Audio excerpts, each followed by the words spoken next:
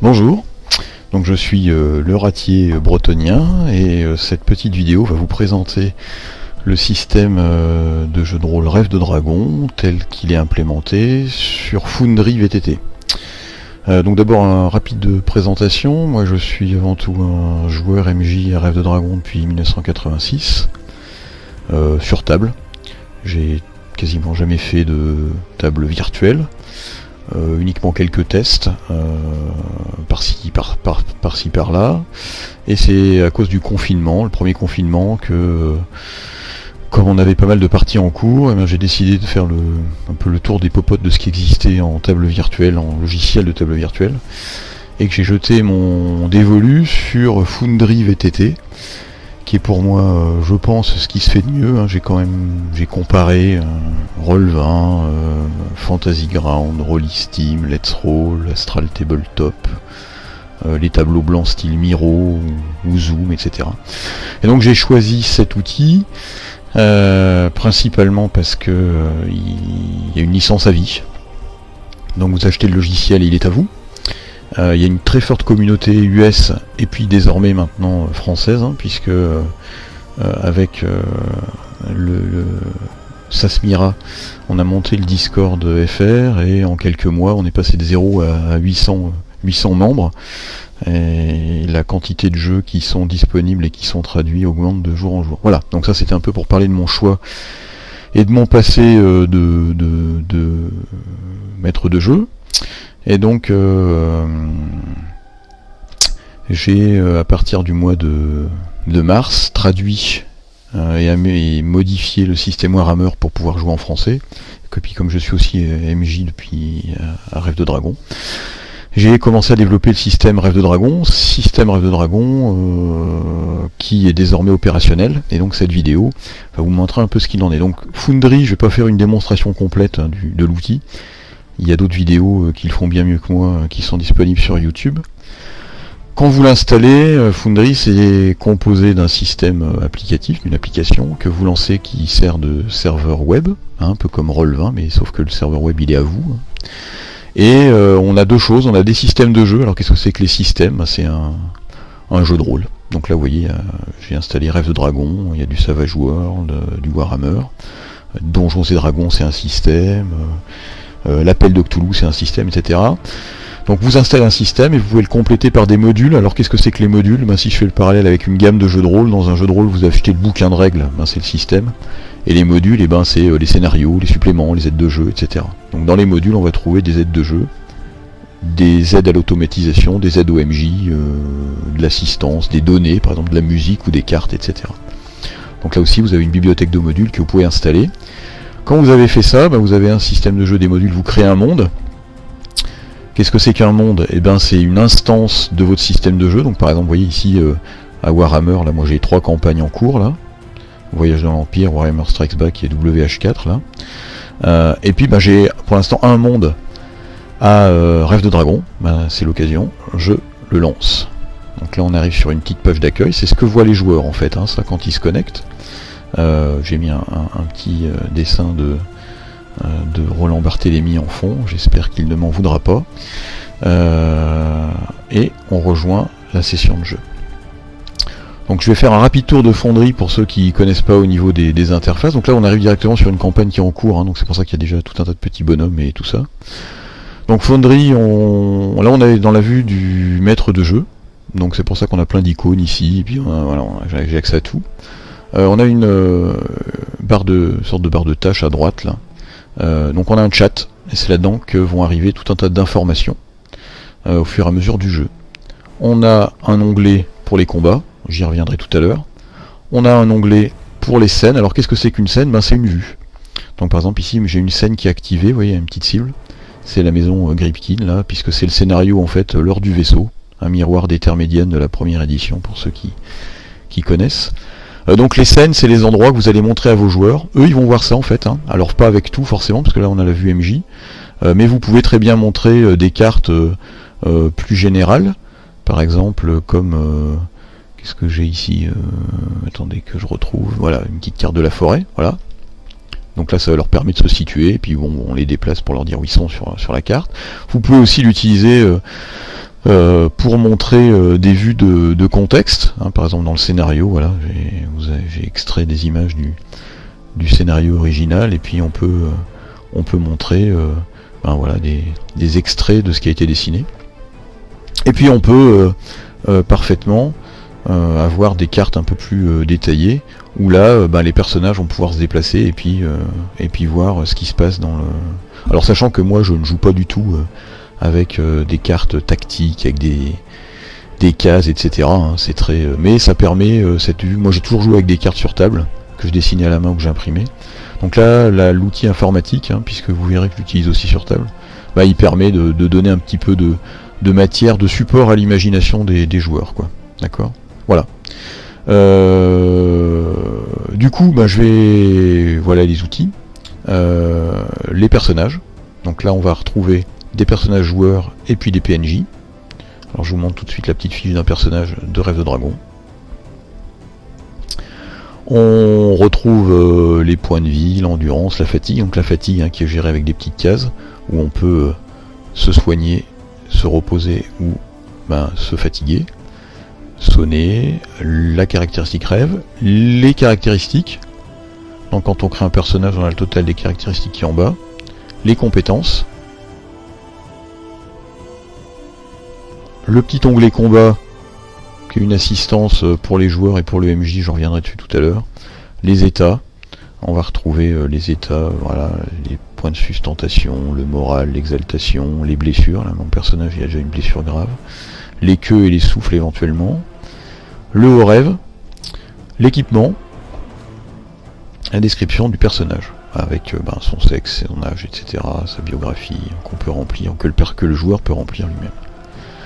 Et puis naturellement, pour un monstre, par exemple une libelle, on a accès à une fiche qui ressemble, hein, mais qui est plus synthétique. Voilà. Donc sachant que la couleur violette qui a été choisie, elle fait pas forcément l'unanimité, mais c'est un peu pour rappeler les déchirures du rêve. Voilà. Donc les personnages, on a des items, on peut créer des objets. Donc par exemple, si vous dans votre scénario vous avez envie de créer, je ne sais pas, une potion de vérité, puisqu'il y en a une en plus dans ce scénario de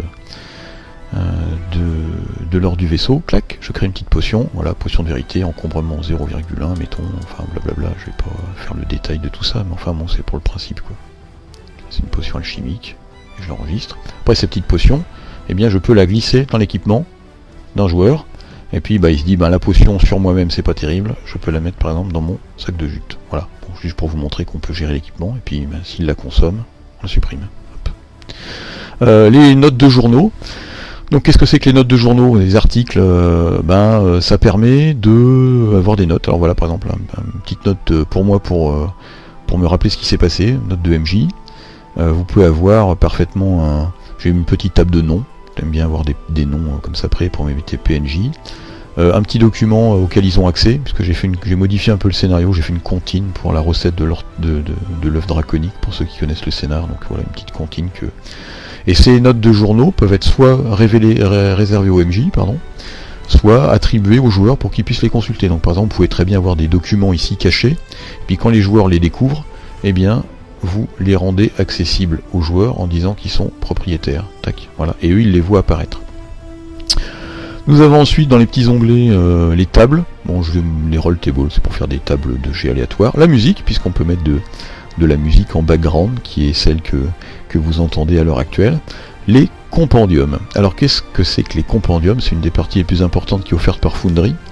Les compendiums, c'est, si vous voulez, la base de données de tous les objets, créatures, items, bidules, machins que vous avez dans votre jeu de rôle.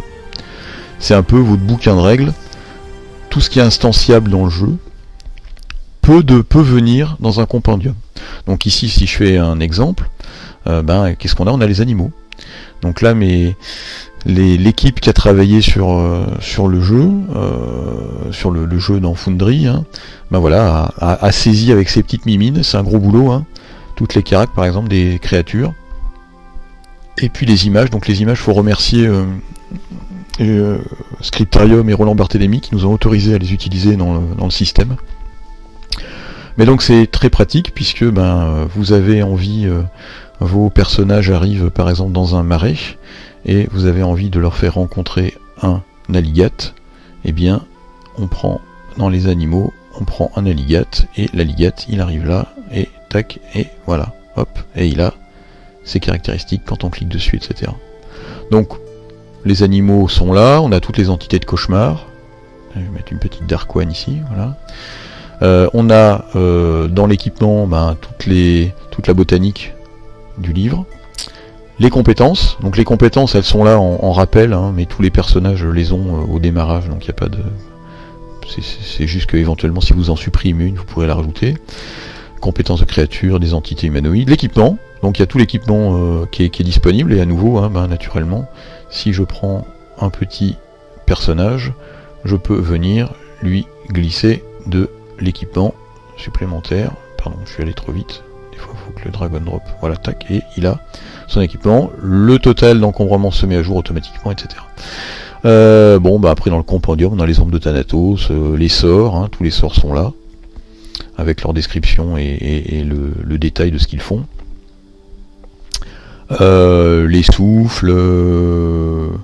Après j'ai quelques cartes qui viennent avec Foundry, et puis quelques petits points de rappel de règles. Voilà, note sur les invocations de créatures, le passeur fou, le tourbillon rouge, ce qu'ils font, quelques petits points complémentaires qui ont été ajoutés. Donc les compendiums, c'est un gros boulot, hein, et qui est très utile, puisque une fois que vous démarrez votre monde, vous avez ça à porter, et vous pouvez naturellement en créer vous-même, hein, vous pourrez rajouter vos créatures, et ils sont disponibles dans toutes vos parties. Donc concernant le haut rêve, je refais on va monter avec une haut rêvante un peu plus capée. Alors pas Sarriette justement, on va prendre Arcana qui a déjà des sorts. On va la faire monter dans les terres médianes normales. Elle va venir ici. Alors que si je clique ailleurs, hein, on a un message qui nous dit qu'on peut pas se déplacer forcément. Tac, je vais là, tac, tac. Et je vais par exemple lancer un sort ici. Et je vais lancer alors là, voilà, je vais lancer par voie d'hypnose une annulation de magie que je vais mettre à -2, voilà, coup en point de rêve, je vais dire que ça coûte 2, et je vais lancer mon sort qui réussit, et du coup je descends des terres médianes et mon sort est envoyé. Alors un petit truc qui est sympa pour les sorts, notamment les sorts de zone sur Foundry, c'est qu'on peut, par exemple, quand quelqu'un vous fait une zone de air en feu ou quelque chose comme ça, on peut venir facilement mettre un cercle qui va matérialiser la zone où est le sort, et ça permet de garder trace dans une scène d'action ou sur une carte, de garder trace que à cet endroit là il y a effectivement quelque chose qui est en train de se passer. Alors on peut changer la couleur, etc. Là, je vais pas vous le faire parce que voilà, si on veut dire, on peut même mettre des effets, hein, voilà, mais je vais pas le. Voilà, je vais dire par exemple c'est une zone d'air en eau, et on va la faire un peu bleue. Pardon, je suis en train de dupliquer mes zones, tac, tac, tac, voilà. Donc je vais la déplacer là, et que là c'est une zone d'air en eau on va faire en sorte que dès qu'il y a quelque chose qui rentre, ça fait une cascade d'eau permanente. Voilà, bon, juste pour dire qu'on peut faire des petites choses sympathiques par rapport à un jeu sur table. Voilà.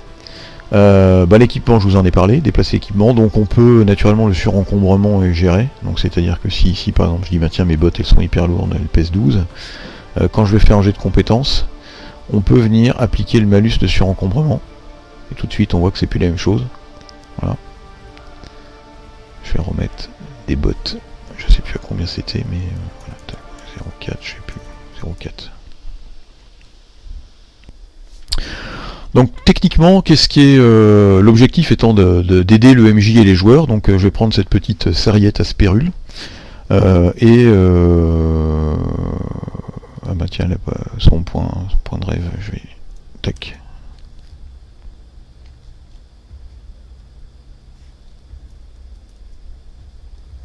Voilà, sa caractéristique rêve n'était pas à jour, je lui mets. Je peux par exemple lui faire un jet de caractéristiques. Et le MJ va lui dire non, c'est un petit jet d'agilité pour sauter par-dessus un muret, je vais te demander une difficulté de -2 parce que le muret il est très glissant, il n'y a pas de surencombrement, eh bien je vais jouer, elle est déjà fatiguée, hein, puisqu'elle a perdu de la fatigue ici. Et ben je vais lancer mon dé. On a un petit dé 3D qui s'affiche, c'est optionnel, hein, c'est pas obligatoire. Et on voit que c'est un échec avec, dans le chat, le résultat du jet de dé. C'est strictement identique pour les compétences. Admettons que je veuille connaître ce qu'il en est, faire jouer par exemple d'un instrument de musique. Alors là, mon personnage n'est pas du tout musicien, mais je vais dire que c'est un instrument, une flûte extrêmement facile à utiliser. Et je vais effectuer le lancer de dés. Et on obtient la réussite. Donc là, c'est une réussite normale, point de tâche 1 et l'ajustement de qualité de 0. Donc il y a un petit rappel aussi qui est affiché pour le MJ et pour le joueur. Donc comment ça marche l'assistance au combat dans le système Rêve de Dragon sous Foundry? Eh bien on va sélectionner les protagonistes, donc mettons ces deux là, donc là un personnage joueur et puis un PNJ. Sariette décide de combattre à la dague, tandis que le sieur Gripkin décide de défendre, mais à la dague aussi en fait d'ailleurs, tiens.